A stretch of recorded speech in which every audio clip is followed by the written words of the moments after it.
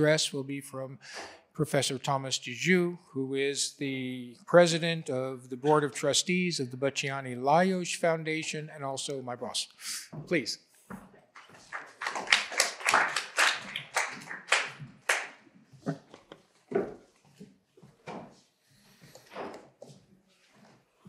Ladies and gentlemen, as you can see, my approach is going to be geostrategy. I'm going to touch the topic. You know, geopolitics is a kind of art, but geostrategy is a cool-headed, cold-blooded job to do, based on interest.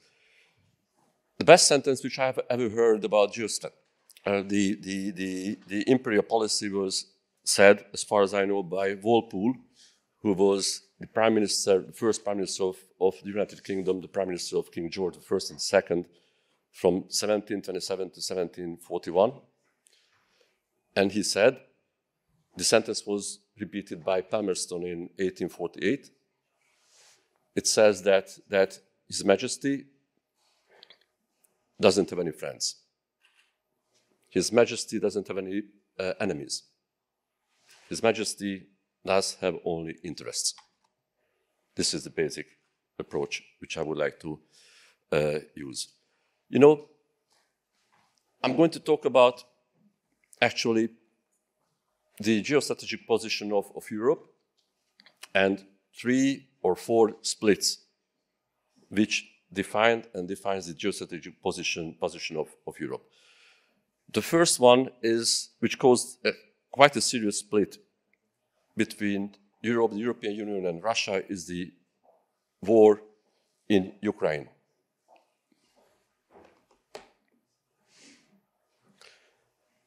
From 2014, everyone knew or should know that Russia is going not to tolerate a NATO base in Ukraine within an eye reach from Moscow. A NATO base even with nuclear weapons. The same applies to the Cuban crisis, you know. And in the West, everyone should know, all the strategists, that Russia is going to attack. All those guys who did not know should resign. All those guys who knew but didn't do anything against the war should resign. This war consumed at least 500,000 lives. You know, I'm a military historian otherwise. My field is geostrategy and the theory of empires. But I'm a military historian, and I know that the war is a special organism. The war lives on steel and blood and should be fed with steel and blood. And war needs more steel and blood. 500,000 guys lost their lives during the last more than 2 years, or 1.5 years. And it caused a serious split that the European Europe or the European Union imposed sanctions on Russia and closed the way towards the east. And Brussels started a policy against China. The result is or was that we have to form an alliance between Russia and China. All those countries, geostrategy, that's why I use my maps. All those countries which indicated with pink belong to this new Eastern coalition. I was not brave enough to use the colors in Indochina. Which countries are going to side or should side or could side with China, which countries not. The pink countries in Africa are those countries in which the Wagner Group had done something good. They had to do something from Madagascar, Mozambique, Sudan, Central African Republic, Libya, and those countries that were coup d'etats during the last few years. So this is the Wagner penetration. I don't have a many map of the Chinese economic penetration to Africa, but it caused a problem. And this is the first split, which divided the old world. According to the traditional approach of Zbigniew Brzezinski or Huntington, this is not the map of the old world, this is a chessboard. I'm going to refer to this map as a chessboard, with key strategic positions to be controlled, like on the chessboard. This is the first split. This is the map of the Near East. My field is especially Iraq and Iraqi Kurdistan. I have been there several times since 2014.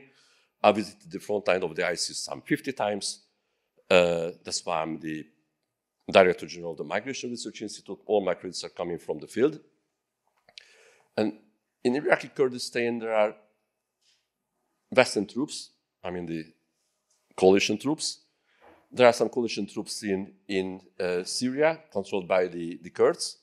But in Iraqi Kurdistan is divided into two parts. The Taliban part is the Talabani part, which is next to Iran. The western part is the yellow countries, the Barzani part, which is next to Turkey. So there's a chance that there's going to be a Iron Curtain or something between the Eastern and the Western alliance in Iraq as well, in Syria. The second split is the BRICS, or the BRICS plus 6 countries. Everyone tells that the BRICS countries are not the rivals of the G7. I don't believe. They are the rivals of the G7. The original countries were Russia, China, India, South Africa, and Brazil. But from geostrategy, that's why I use a map. My approach is partly visual. But from 1st of January, 6 new countries are going to join the BRICS. That's why I use the BRICS plus 6. These countries are going to include Iran, United Arab Emirates, Saudi Arabia, Egypt, Ethiopia, and Argentina. These countries, from geostrategic point of view, the new countries sided with a coalition which is outside the West and the rival of the West. And they going to control key positions, geostrategic positions on the map. Suez, Strait of Hormuz, and so on, the Persian Gulf, and so on and so on. The problem that these countries announced that they are going to start a project to establish a new currency to replace the US dollars. The most dangerous development. Because hegemony of the West is based on the hegemony of the US dollars. 83% of the world trade is in US dollars, and 57% of the savings of different countries are stored in US dollars. This new currency is going to be based partly on gold. And there's a danger. As far as I can imagine, the West is going to be not defeated on the battlefield. The West is going to be defeated on the stock markets, exchange rates, and so on. It's not the battlefield. Singapore, for example, just bought 70 tons of gold because Singapore plans its role as the new Switzerland of the BRICS, of the world outside the West.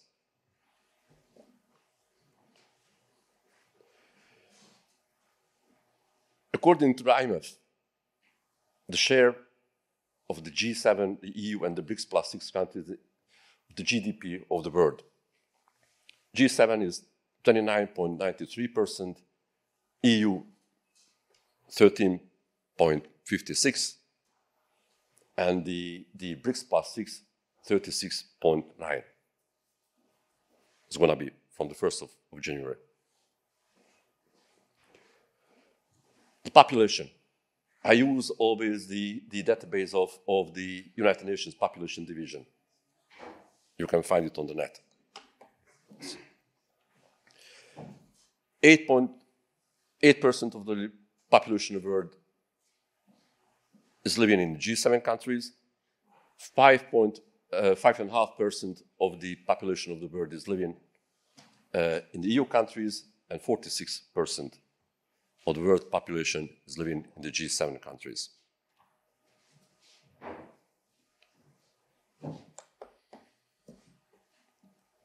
And we reached the third split. This is the Hamas-Israel war. On the 7th of October, as we know, Hamas gunmen raided Israel, killed a lot of innocent people. As Ori Sakar told us, 1,300, and took some 237 hostages.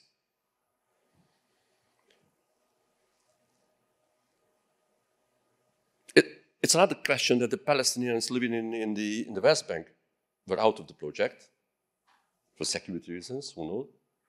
But this fact left open the door for the world to send aid for the Palestinians, because the Fatah was separated by the history from the Hamas, so they left doors open.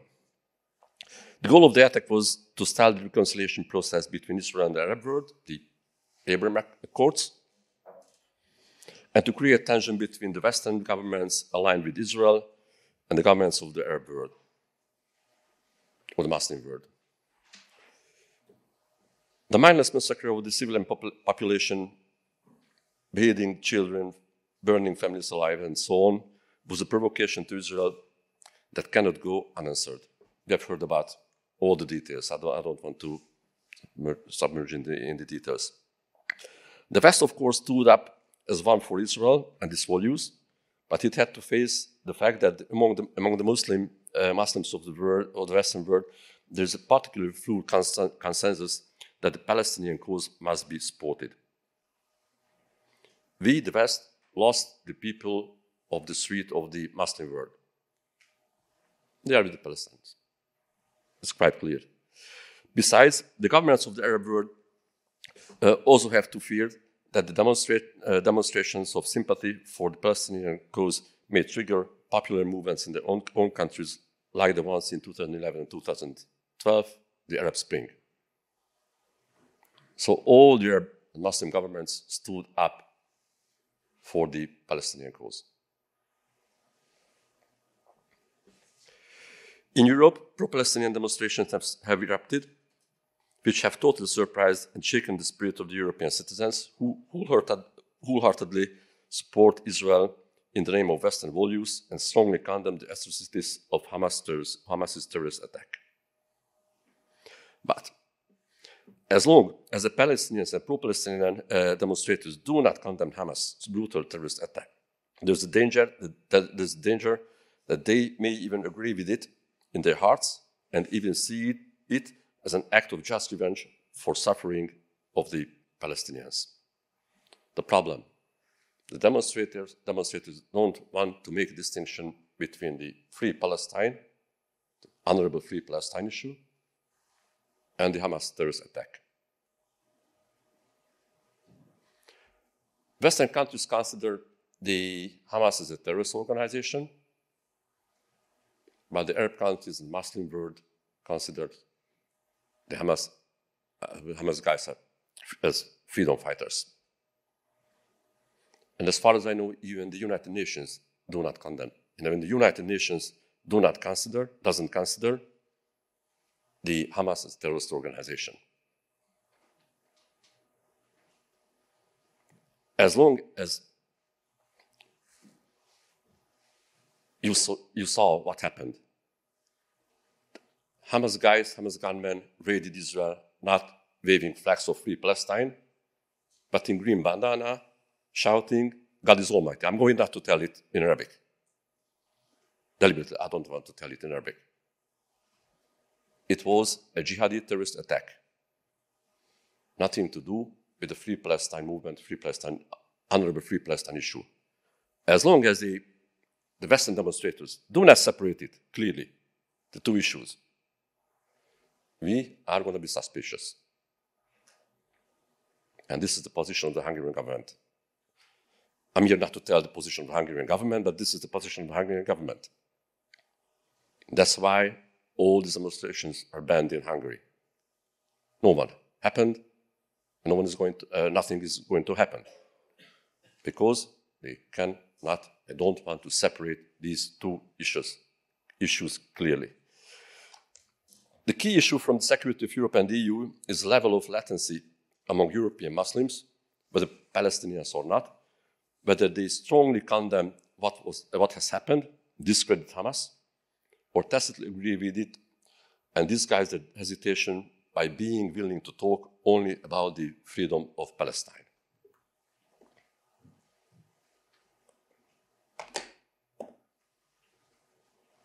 The scandal is well known.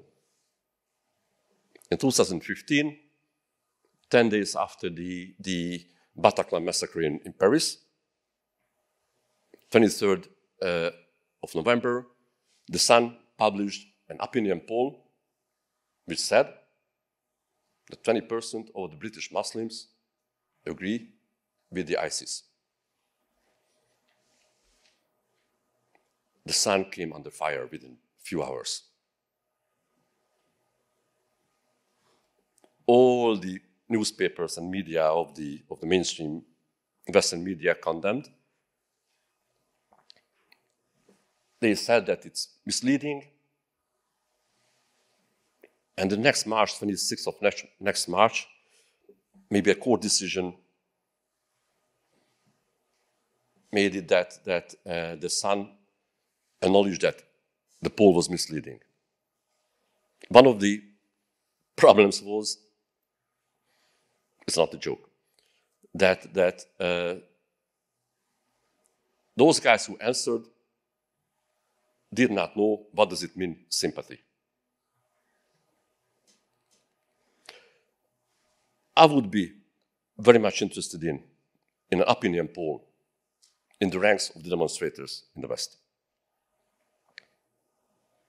I would be interested in very much. How many percent of the demonstrators back or is going to sympathy the ways of means the Hamas acted? I think it would be the users would be very surprised. That's why no one is going to order such an opinion poll in the ranks of these people. I would be interested in very much, myself, but you should know that the question and the answer is not about my interest. I look at this is the answer, and the question, the answer is security political. It's a question of security policy, not of my interest. How many of them, what a percentage, agree with the ways and means of the Hamas? The other problem is that after the terrorist attack by Hamas, the anti-Zionism of the Western left, progressive parties, cannot no longer be separated from anti-Semitism. This was the tradition. Those parties, progressive left-wing movements and NGOs who agree with the Free Palestine issue and march on the streets, said, we are not anti-Semitic at all. We are only anti-Zionist.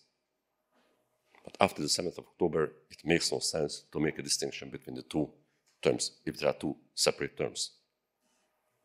No more. We cannot talk about anti-Zionism, not anymore.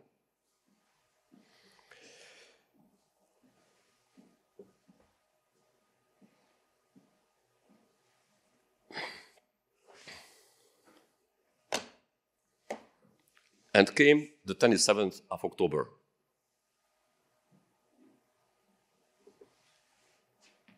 The General Assembly of United Nations, that there was a proposal which condemned, the original proposal condemned Israel, asking to stop the Gaza campaign, open a humanitarian corridor. It mentioned the humanitarian crisis. So the original proposal stressed the role of Israel and tried to condemn it. The problem that this original proposal did not mention the Hamas, not at all, and did not mention the hostages. That's why Canada tried an amendment, and this was the end of the voting. 88 countries were in favor, 55 countries were against, and there were 23 abstentions. With 53%, it failed. It needed two-thirds, 66.6%. I'm a geostrategist. Here is the map. Who were in favor? Who were against? I'm just talking about the isolation of Europe, the geostrategic position of Europe.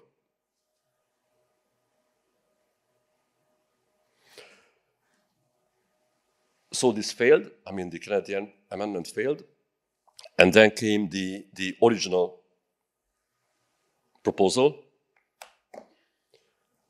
120 countries were in favor, 14 against, and there were 45 abstentions.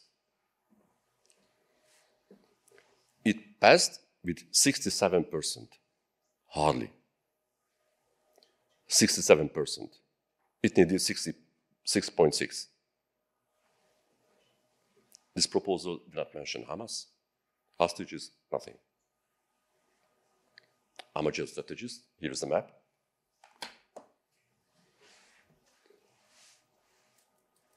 Green countries were in favor. United States, Israel, several countries from the Pacific region, island states, and the former Austro-Hungarian Empire voted against. Czech Republic, Austria, Hungary, and Croatia. It passed with 67%, but it needed the vote of Norway, Ireland, Belgium, France, Spain, and Portugal. Without these EU countries, it would fail.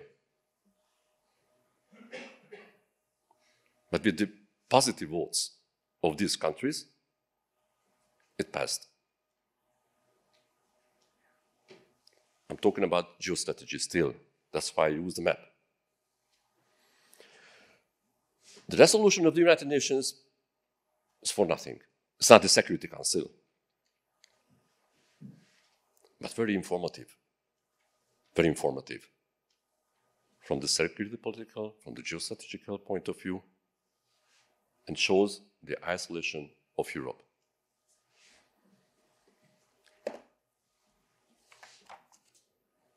It is no coincidence that Western diplomacy, and in particular the US Secretary of State Antony Blinken, took immediate action and traveled to the Middle East in an attempt to prevent the spontaneous or deliberate widening of the firm fault line that had been established. You know, the acoustics of Antony Blinken, the acoustics of the words of Antony Blinken were enhanced or made stronger by two aircraft carriers behind him. It's quite a different position to negotiate with two aircraft carriers behind him. Let us hope that the Western diplomatic efforts will succeed and that the West, including the EU, will not lose the Arab Muslim world after the complete break with Russia and China, because that would completely isolate it in a world where the axis of history no longer revolves around Europe, and where the world's economic development centers are no longer in Europe, and to a large extent no longer in the wider West at all. even if the political elite in Western Europe refuses to acknowledge this.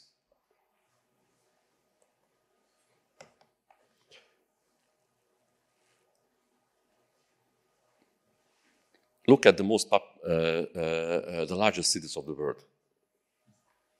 The population of Tokyo is 37.5 million people. More people are living in Tokyo than in Poland. More people living in Tokyo than in the Balkans, south of Romania, Hungary, and Slovenia, from Croatia to Greece. There's a very nice small country in the Balkans, Montenegro, which has got some 629,000 citizens. More people living in a street of Tokyo than in Montenegro.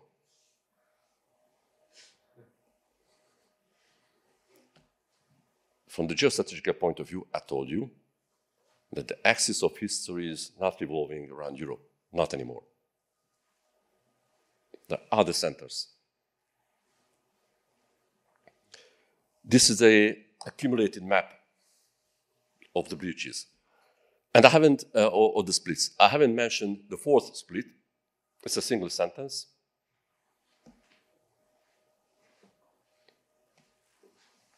That almost all of the countries of the world, excluding Russia, China, and Japan, were colonies of the West, the colonies of European countries. And they look at the West, look at Europe through the glasses or goggles of the colonial past. The history books in Africa tells the story of the tribal culture of Africa. Africa is very important. The most important chapters are on the colonization, slavery, freedom movements, and the freedom. This is the Google, this is the glass through which they are looking at Europe. 4 crisis zones. You can see. Ukraine is burning.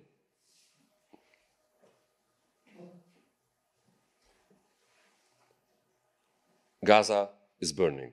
Fortunately, not the complete news, but this is the second crisis zone. You know, the Western weapon industry should feed 2 crisis zones with ammunition. But what if something happens in Korea?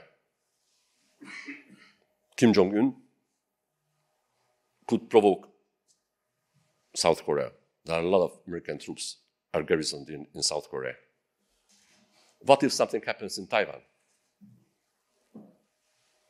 The weapon industry of the West could not solve the problem of 4 crisis zones. But Europe, I promise you to talk about the geostrategic position of Europe.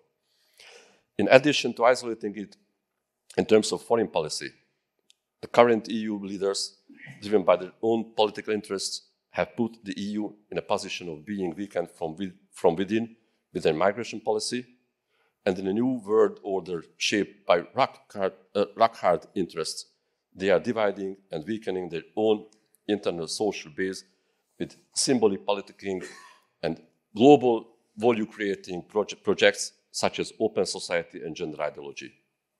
Meanwhile, the rest of the world is watching, perplexed, but also seeing the opportunity as the EU destroys the competitiveness of the European economy with its unprecedentedly high fuel prices. I made a map. Gasoline prices of the world, 13th of February this year.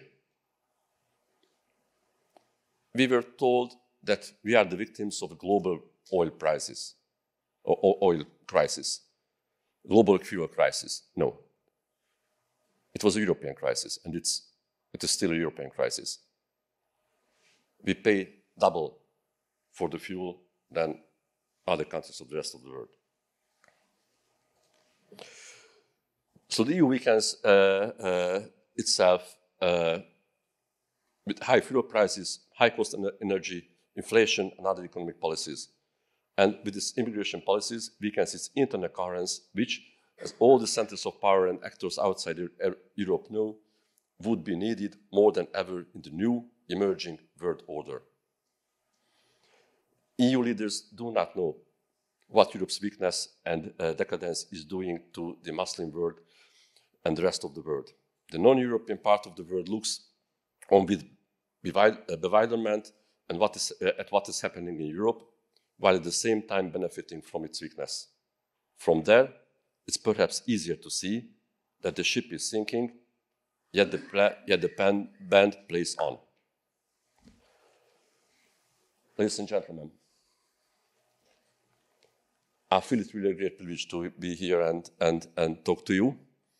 But as the president of the board of trustees of the Batyány Lajos Foundation, which is the background institution behind the Danube Institute and the owner of this wonderful building, I would like to express my deepest gratitude to all of you who come,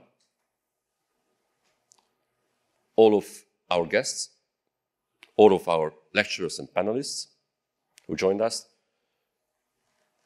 I would like to express my deepest gratitude to my colleagues at the Danube Institute, and especially our permanent distinguished fellow, Jeff Kaplan, who is a friend of mine, an expert in Middle Eastern studies. So Jeff, all the credits go to you. Thank you very much for coming. Thank you very much for the organization. And it was a great pleasure to be here and talk to you about my geostrategical approach of the old world. Thank you very much.